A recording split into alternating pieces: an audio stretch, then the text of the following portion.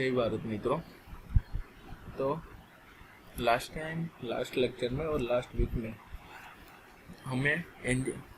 हम दोनों ने मिल के साथ में इंजीनियरिंग ग्राफिक्स नाम का सब्जेक्ट जो है वो चालू किया था।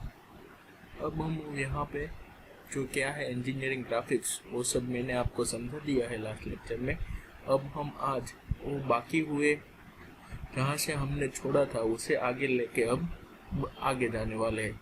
लेकिन आगे जाए उसके पहले मैं आपको पिछली वाली बातें रिकॉल करा देता हूँ, क्योंकि आपको आगे की बातें समझने में थोड़ी आसानी रहे। तो पहले से हम थोड़ा रिवीजन कर लेते हैं जो हमने पीछे देख लिया, क्योंकि इंजीनियरिंग ग्राफिक्स सब्जेक्ट आपके लिए नया है, आप पहली बार पढ़ रहे हैं और वो बहुत उपयोगी सब्जेक्ट है, ज़्यादा इस्तेमाल होता है इंजीनियरिंग की सभी फील्ड में। अगर आप ग्राफिक्स डिज़ाइनर बनने वाले हो तो आपको भी ज़्यादा ज़रूरत पड़ सकती है इस सब्जेक्ट की। तो हम पहले क्विकली रिवीजन कर लेते हैं इंजीनियरिंग ग्राफिक्स। तो सबसे पहले मैंने आपको सिखाया था कि इंजीनियरिंग क्या है। इंजीनियरिंग से पहले बोला था इंजीनियर क्या है, जो मैं बन चुका हूँ और आप लोग बनने वाले हो इंजीनियर। और फिर ग्राफिक्स क्या है उसके बारे में बताया था। फिर भी एक बार हम देख लेते हैं कि what is the engineering drawings और इंजीनियरिंग ग्राफिक्स, दोनों का मीनिंग एक होता है, दोनों का सब्जेक्ट भी एक ही है, चाहे आप ग्राफिक्स बोलो चाहे आप ड्राइंग बोलो। तो इंजीनियरिंग ग्राफिक्स क्या है? तो engineering graphics is the technical drawing. मैंने बोला था कि वो कौन सा है, टेक्निकल ड्राइंग है। जो कोई पेंटर बनाता है वैसा कोई ड्राइंग नहीं है। और वो टेक्निकल ड्राइंग में क्या आता है? तो टेक्निकल ड्राइंग में ये आता है कि कोई भी वस्तु, कोई भी मकान, कोई भी मशीनरी, और आप जो क्लाइंट को बताना चाहते हो वो बिना बात किए आप उसे समझा सके, आप उसे विजुअलाइजेशन करा सके, उस टाइप का ड्राइंग होता है, उस टाइप का जो ग्राफिक्स होता है उन्हें हम बोलते हैं इंजीनियरिंग ग्राफिक्स। वो ग्राफिक्स अलग है जो पेंटर बनाता है, जैसे कोई पौधा बना दिया, कोई पेड़ बना दिया, कोई नदी बना दी, वो इंजीनियरिंग ग्राफिक्स के अंदर कवर होता नहीं है। इंजीनियरिंग ग्राफिक्स यानी कि मान लो कि मैं एक मशीनरी बना रहा हूँ, मेरे हिसाब से मैं एक कंप्यूटर बना रहा हूँ, तो मैं कंप्यूटर को बोले बिना आपको समझा सकूँ वैसा मैं ड्राइंग बनाऊंगा कि मेरी डिज़ाइन क्या रहेगी, मेरा शेप और साइज़ क्या रहेगा, मेरा कंप्यूटर के अंदर कौन कौन से पार्ट्स आते हैं वो मैं ड्रॉ करूँगा, उसका डायमेंशन बताऊँगा, उसका मैं प्रोजेक्शन भी बना सकता हूँ। वो सब आता है इंजीनियरिंग ड्राइंग्स के थ्रू। इंजीनियरिंग ड्राइंग्स हो गया हमारा। बाद में हम पढ़े थे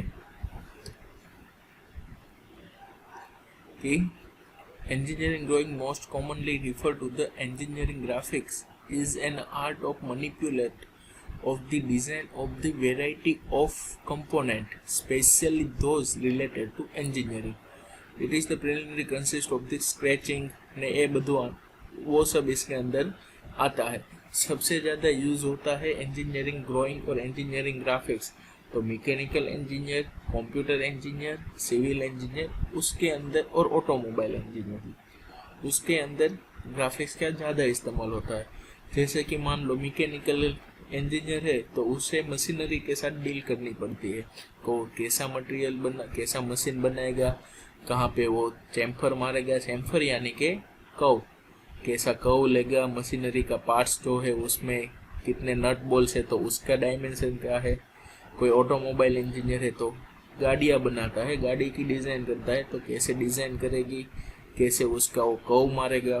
सिविल इंजीनियर है तो बीम, कॉलम और उसके साथ उसे डीलिंग करना पड़ता है, मकान का प्लानिंग के साथ डीलिंग करना पड़ता है। तो कहाँ पे वो पूरा साइड पे तो बता नहीं सकता कि क्लाइंट को कि मैं इधर ये बनाऊंगा, उधर मेरा बेडरूम रहेगा, इधर किचन रहेगा, उधर ऑफिस रहेगा।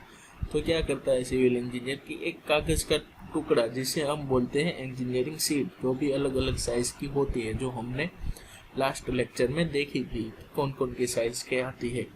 उसके ऊपर वो पेंसिल और इंजीनियरिंग इंस्ट्रूमेंट के सहारे से वो एक प्लानिंग बनाएगा, एक स्केच बनाएगा, एक ड्राइंग बनाएगा, और उसमें वो उसका जो क्लाइंट होता है, कोई पार्टी होती है, उसको क्या कराएगा, विजुअलाइजेशन कराएगा कि ऐसा ऐसा हमारा को जो भी काम है वो हो जाएगा। Orthographic projection, perspective projection and isometric projection. वो मेन 3 टाइप के इंजीनियरिंग जियोमेट्री में प्रोजेक्शन आते हैं, और उसको हम ड्राइंग भी बोल सकते हैं। वो जो क्या था वो मैंने आपको बताया है, फिर भी एक बार देख लेते हैं कि ऑर्थोग्राफिक मेथड में क्या होता है कि हम फ्रंट व्यू कैप्चर करते हैं वर्टिकल प्लेन के अंदर एंड टॉप व्यू करते हैं सेम प्लेन के अंदर, यानी कि हॉरिजॉन्टल प्लेन। अब वो प्लेन क्या है वो तो मैंने आपको समझाया था। फिर आता है पर्सपेक्टिव और आइसोमेट्रिक। आइसोमेट्रिक यानी कि 3D, तो हम 3D ड्रॉ करते हैं, उसे बोलते हैं आइसोमेट्रिक।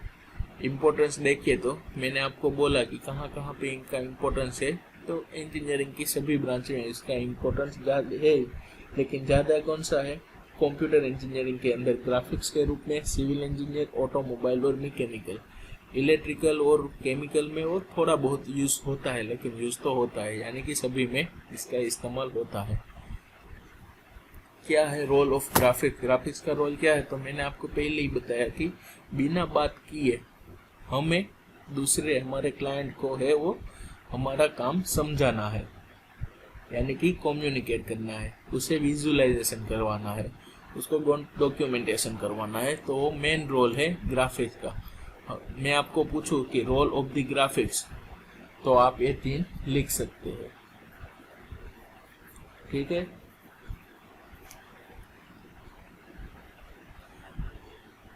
ये फोटोग्राफी जो थी, कैसे वो ग्राफिक्स दिखाते हैं, वो हमने लास्ट लेक्चर में सब देख लिए थे। आता है इंट्रोडक्शन, तो 2 प्रकार का ड्राइंग आता है, वो मैंने पहले भी बोला। एक आर्टिस्ट वाला आता है जो आर्ट के थ्रू बनता है, और दूसरा आता है इंजीनियरिंग वाला, जो दोनों में क्या डिफरेंस है वो भी मैंने आपको बताया, आप समझ गए हो। इंजीनियरिंग ड्राइंग में भी 2 आता है, मैनुअल ड्राइंग और कैड ड्राइंग। कैड ड्राइंग यानी कि हम जो कंप्यूटर में कोई सॉफ्टवेयर की मदद से बनाते हैं उसे हम कैड ड्राइंग कर सकते हैं, और मैनुअल यानी कि हम हमारी हाथ से पेन, पेंसिल, रबर सब लेके, स्केल बेल लेके जो ड्राइंग बनाते हैं उसे कहते हैं मैनुअल ड्राइंग। इंजीनियरिंग ड्राइंग्स कुछ इस तरह से दिखता है। तो पहला वाला फिगर है वो कोई मैकेनिकल मशीनरी का है, दूसरा वाला फिगर है जो सिविल इंजीनियर का कोई आर्किटेक्ट या प्लानिंग का ड्राइंग है। यहाँ पे वो जो हम टाइटल बॉक्स देख रहे थे, टाइटल बॉक्स है, देखो ये टाइटल बॉक्स है पूरा। हमने वो पढ़ा था ना टाइटल बॉक्स कैसे कैसे बनता है, उसकी डायमेंशन क्या होती है, बॉर्डर किस तरह से बनाना होती है। फिर आता है ड्राइंग इंस्ट्रूमेंट। ड्राइंग इंस्ट्रूमेंट क्या है कि हम ड्राइंग इंस्ट्रूमेंट यानी कि जो जो चीज़ वस्तु हमको ड्राइंग बनाने में ज़रूरत पड़ती है उसे हम बोलते हैं ड्राइंग इंस्ट्रूमेंट। इधर सब लिखा है ड्राइंग इंस्ट्रूमेंट, आप एक बार देख लो, क्योंकि आपको अटेंडेंस के लिए जो क्वेश्चन आएगा उसमें शायद हो भी सकता है कि at least 3 name of drawing instrument, ठीक है। फिर आगे बढ़ते हैं। ड्राइंग इंस्ट्रूमेंट में सबसे पहले था ड्राइंग बोर्ड, तो उसकी साइज के हिसाब से बोर्ड क्या है कि कोई एक लकड़े का टेबल जैसा कोई है, और उसकी अलग अलग प्रकार की साइज है, जिसे हम गुजराती में पाटिया बोलते हैं। B0 से लेके B3 तक, और वो सभी साइज है वो किस में है? मिलीमीटर में है। फिर आता है ड्राफ्टर। जो ड्राफ्टर का फोटो मैंने दिखा है, वो ड्राफ्टर जो है वो एक इंस्ट्रूमेंट है जिसके हिसाब से हम वहाँ पे कोई एंगल खींच सकते हैं, लाइन ड्रॉ कर सकते हैं, पैरेलल लाइन ड्रॉ सकते हैं। फिर आता है ड्राइंग सीट। ड्राफ्टर के बाद आता है ये है जो ड्राइंग टेबल पर सीट और ड्राफ्टर कैसे फिक्स किया जाता है उसकी फिगर है। अब आ गया ड्राइंग सीट। तो ड्राइंग सीट की साइज़ भी अलग अलग आती है। पहले तो हमें वहाँ पे उसका जो है वो मार्जिन छोड़ना पड़ता है। तो क्या कौन सा कितना मार्जिन है वो हम पहले देखो, यहाँ से 3 सेंटीमीटर और सभी ओर से 2-2 सेंटीमीटर का हमें मार्जिन छोड़ना पड़ता है। और फिर title box right side lower corner पे, तो वो उसका भी जो डायमेंशन है वो फिक्स ही रहता है 150/50।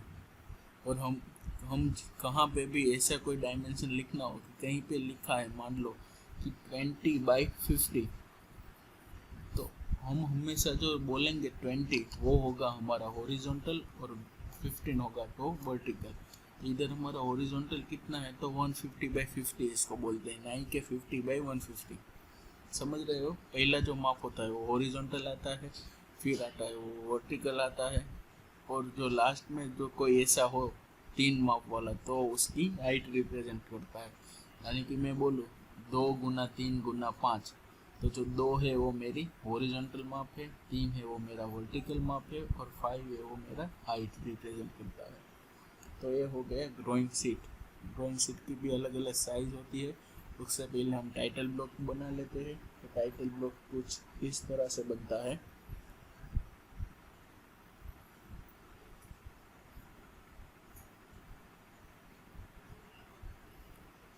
बाद में आता है शीट की साइज। तो हमने A0 से लेकर A4 तक साइज होती है वो इधर दिखाई दे रही है। A0 यानी कि सबसे बड़ी साइज, फिर उसका हम हाफ करेंगे वर्टिकली तो A1 का ओरिजेंटली हाफ करेंगे तो A3 बनेगा, सॉरी A2 बनेगा, A2 का फिर से वो वर्टिकली उसे कट करेंगे तो A3 बनेगा, A3 का फिर हॉरिजॉन्टल कट करेंगे तो A4 बनेगा, और फिर उसका अगेन वर्टिकली हम उसे कट करेंगे तो A5 बनेगा।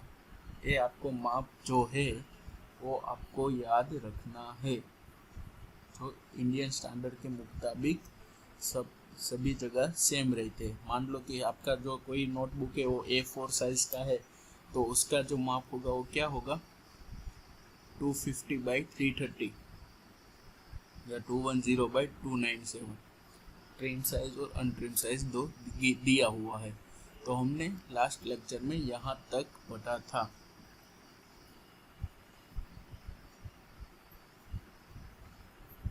ठीक है, अब यहाँ से हम थोड़े आगे बढ़ते हैं। तो आगे बढ़ते हैं तो बात आती है ड्राइंग पेंसिल की। शायद ये भी हम पढ़ लिया था, फिर भी एक बार देख लेते हैं। ड्राइंग पेंसिल, तो हमें पता है कि पेंसिल दो टाइप की पेंसिल आती है। एक तो जो हम यूज़ करते हैं वो, और दूसरा आता है क्लच पेंसिल जिसे हम काकरा पेन बोलते हैं। तो पहले ही बता दूं कि इंजीनियरिंग ड्राइंग के अंदर जो क्लच पेंसिल है, जो काकरा पेंसिल है, वो अलो करते नहीं है हम लोग। हमें कोई भी ड्राइंग बनाना है वो हमारी सिंपल पेंसिल यानी कि वुडन से बनने वाली पेंसिल के थ्रू ही बनाना रहेगा। वुडन पेंसिल में भी अलग अलग टाइप आता है, यानी कि मैं ये नहीं बोल रहा हूँ कि फन की पेंसिल आती है, अप्सरा की आती है, वैसा नहीं। सभी कंपनी नहीं बोल रहा हूँ, पेंसिल का टाइप यानी कि कोई पेंसिल है तो वो डार्क चलती है, कोई है तो एकदम लाइट चलती है, कोई है तो मीडियम चलती है। उस हिसाब से उसको ग्रेडिंग दिया गया है, यानी कि H, 2H, 3H, HB, 6HB, 4HB।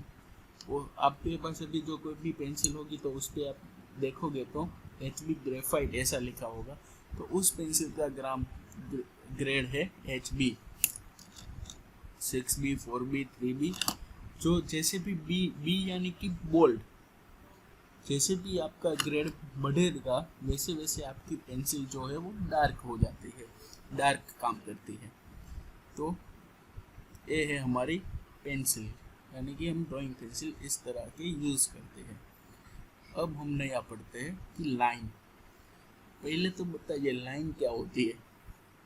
तो मैथ्स के अंदर आता है कि लाइन का डेफिनेशन मैथ्स के अंदर आता है कि पॉइंट है जो वो बहुत सारे पॉइंट को, या तो फिर दो पॉइंट को हम जोड़ के जो बनाते हैं उसे हम लाइन कहते हैं। यानी कि कोई दो पॉइंट, और दूसरे हिसाब से मैं कहूँ तो लाइन क्या है कि लाइन बहुत सारे पॉइंट्स का क्या है, एक पॉइंट आप एक दूसरे के पास में रखो, लेकिन उसकी डायरेक्शन क्या होनी चाहिए, सेम होनी चाहिए।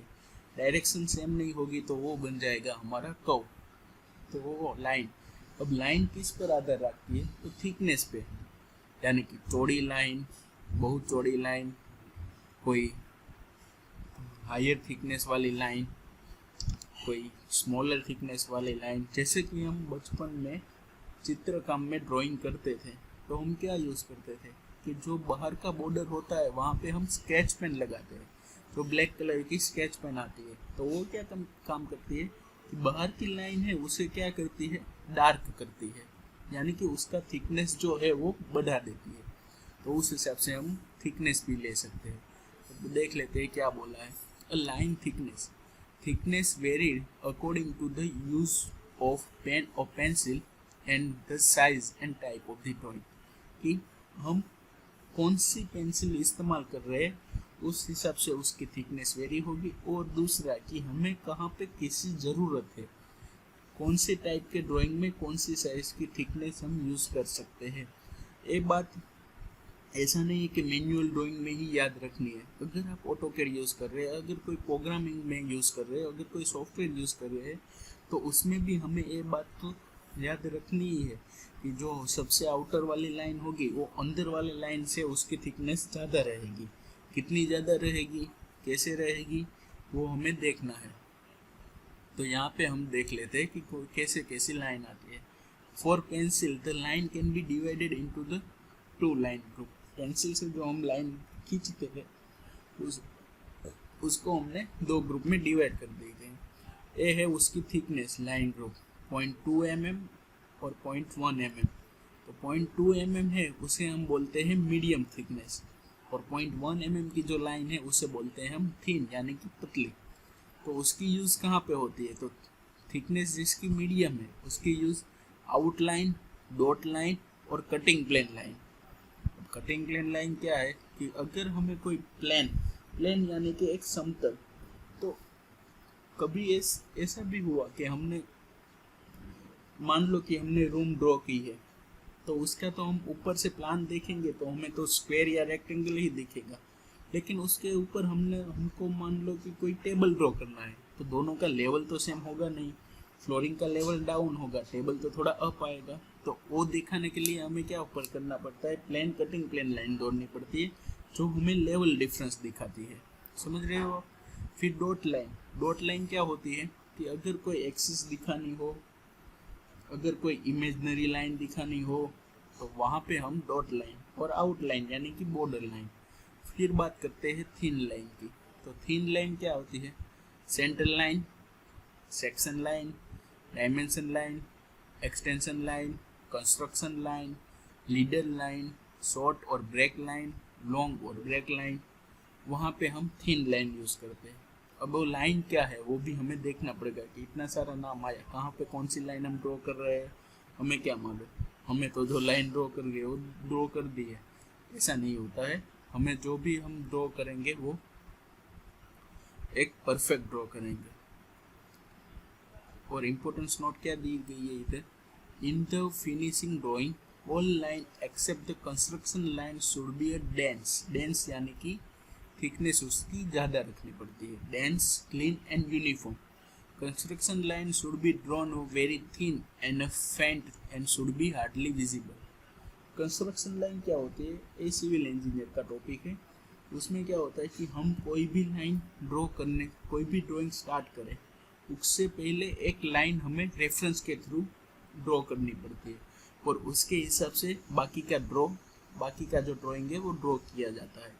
एक लाइन हमने फिक्स ले ली कि दूसरी लाइन है वो इस लाइन से इतनी दूरी पर है, इतने पास है, उसे हम बोलते हैं कंस्ट्रक्शन लाइन। यानी कि पहली लाइन जो सिविल इंजीनियर के ड्राइंग में सीट ड्रॉ करने के लिए हम रेफरेंस के थ्रू पर काम करते हैं, उसे बोलते हैं कंस्ट्रक्शन लाइन।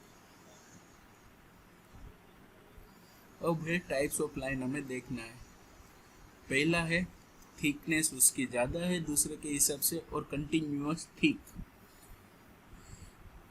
तो कहाँ पे यूज, उसकी एप्लीकेशन कहाँ पे होती है, तो उसकी एप्लीकेशन है, पहले यहाँ पे देख लेते हैं। उसकी एप्लीकेशन है विजिबल आउटलाइन और विजिबल एज। जो हमें आउटलाइन है, जो एज है, उसे प्रॉपरली विजिबल दिखाना है, तो उसके लिए हम कंटिन्यूअस थिक लाइन ड्रॉ करेंगे। फिर है कंटिन्यूअस थिन, स्ट्रेट लाइन भी ड्रॉ सकते हैं, कर्व लाइन भी ड्रॉ सकते हैं। तो उसे हम उसका यूज होता है, तो वहाँ पे हम क्या मानते हैं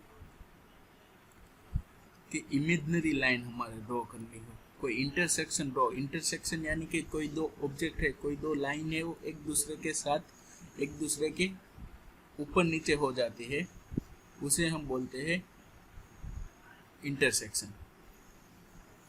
फिर आता है डायमेंशन लाइन। डायमेंशन लाइन यानी कि हमने कोई भी चीज़ दौड़ी, उसका तो डायमेंशन दिखाना पड़ेगा। मान लो कि हमने कोई कंप्यूटर ड्रॉ किया है, तो उसका डायमेंशन भी पता रहना चाहिए ना। तो उसमें हम लिखते हैं कि भाई ये इसका 30 सेंटीमीटर बाई 20 सेंटीमीटर का उसकी जो है वो स्क्रीन है, तो हम उसे दिखाते हैं। तो वो जो डायमेंशन दिखाने के लिए भी लाइन ड्रॉ करते हैं, उसे बोलते हैं डायमेंशन लाइन। फिर आता है projection line, ladder line, section line, outline of removal section in plan and short centre line. वहाँ पे हम क्या यूज़ करते हैं, कंटिन्यूअस थिन लाइन। ठीक नहीं, कौन सा, थिन। फिर आता है कंटिन्यूअस थिन, पर कैसा, फ्री हैंड, स्केल की मदद से या फुटपट्टी के मदद से ड्रॉ किया बिना, हम अपने हाथ की मदद से ड्रॉ करते हैं। तो वो क्या बताता है, कहाँ पे यूज़ होता है, लिमिट ऑफ द पार्टिकल और interrupted view and a section, short break line. फिर आता है कंटिन्यूअस जिगजैग लाइन। वो क्या रिप्रेजेंट करता है कि long break line. Long break line यानी क्या, कि कोई, हम पहले तो स्केल लेते हैं ना, कि कोई भी बड़ी चीज़ है उसे हमें ड्राइंग करना है, तो हम क्या करेंगे, स्केल ले लेंगे। इतनी बड़ी तो ड्रॉ नहीं कर सकते, लेकिन उसमें भी कोई चीज़ है वो फिट नहीं हो रहा। मान लो कि हम मकान ड्रॉ कर रहे हैं, लेकिन उसके बगल से एक बहुत बड़ा रोड जा रहा है, तो हमको रोड भी दिखाना पड़ता है। लेकिन उतना सारा उसमें हम कोई भी स्केल लेंगे तो भी वो रोड है वो अंदर आएगा तो नहीं हमारी बुक के अंदर। और बहुत छोटी स्केल ले ली तो हमारा ड्राइंग भी छोटा हो जाएगा। तो हम क्या करते हैं कि रोड के लिए बीच में ऐसा जिगजैग बता देते हैं। ये क्या बताता है कि जो हमने ड्रॉ किया है वो बहुत बड़ा है, अनंत, इन्फिनिटी तक जाता है, उसे बोलते हैं ऐसा जिगजैग लाइन। फिर आता है डैश थिक। ये कंटिन्यूअस बता है इसमें, लेकिन वो होता है डैश वाला थिक। तो वो क्या बताता है, हिडन आउटलाइन और हिडन एज। फिर डैश वाला कैसा आता है, थिन, पतला, तो हिडन आउटलाइन और एज के लिए। फिर चेन लाइन, तो सेंटर लाइन। चेन लाइन कैसा रहता है, मैं आपको ड्रॉ करके दिखा देता हूँ।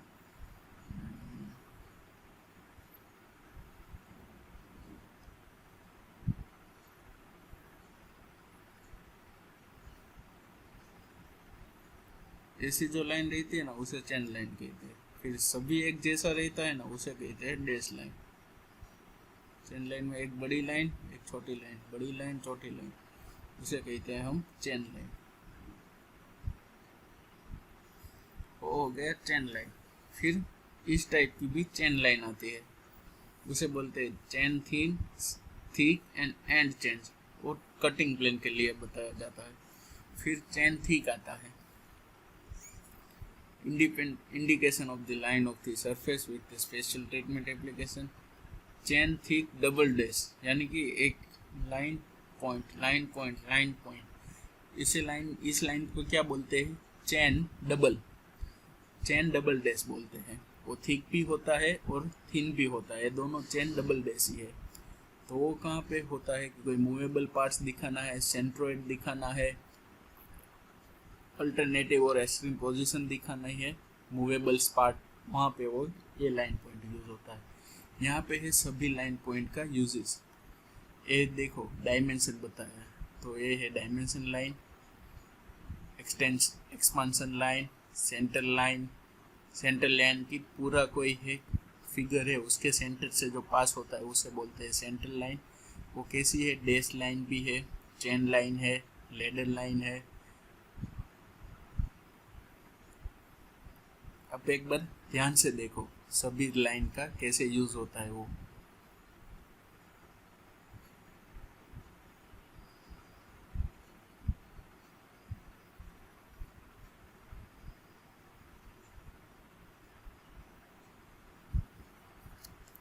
ठीक है, ये भी सब लाइन के अकॉर्डिंग जो माप दिया हुआ है वही है।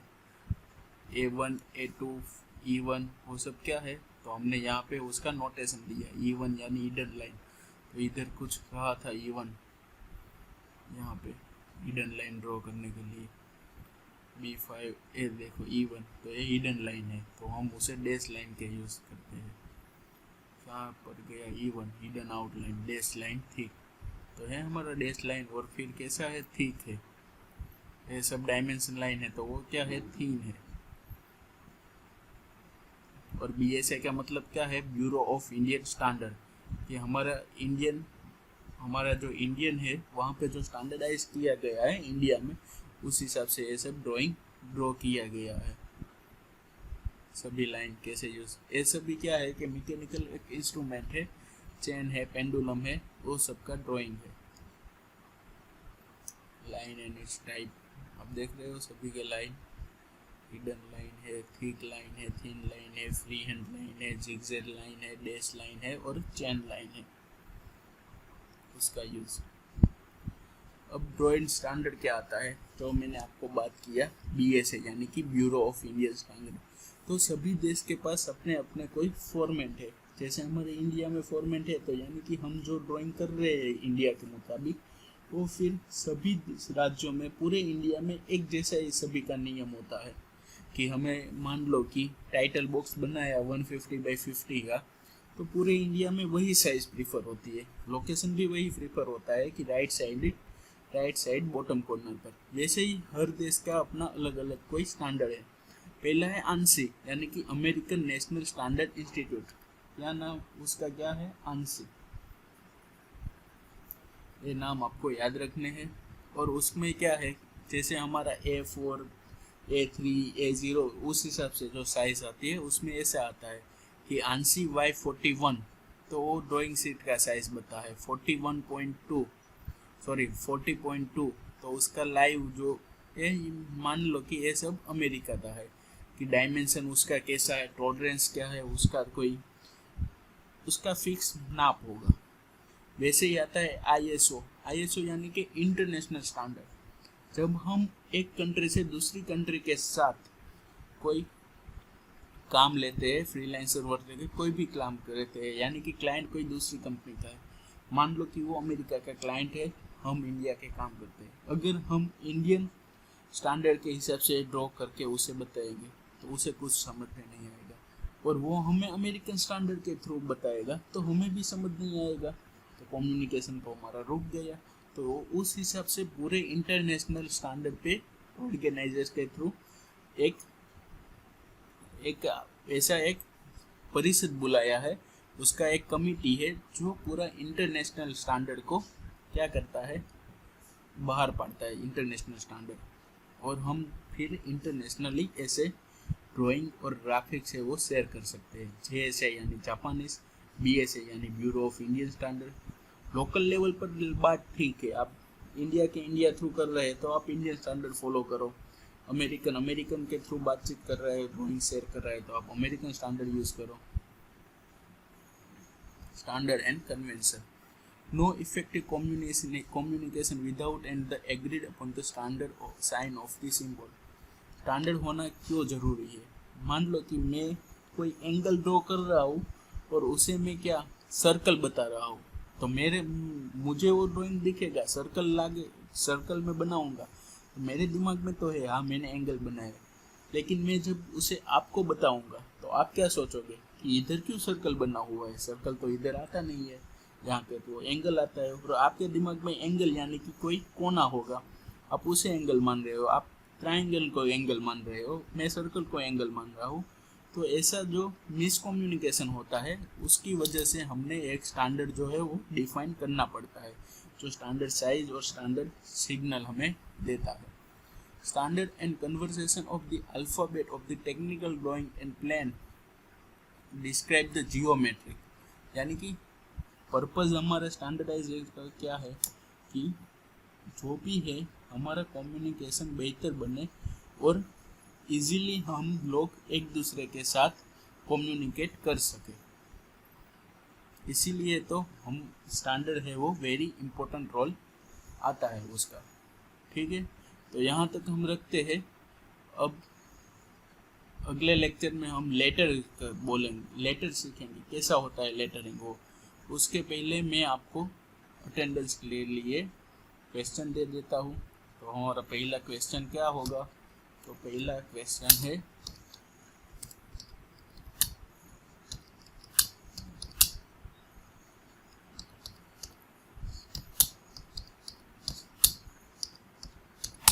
Full name of.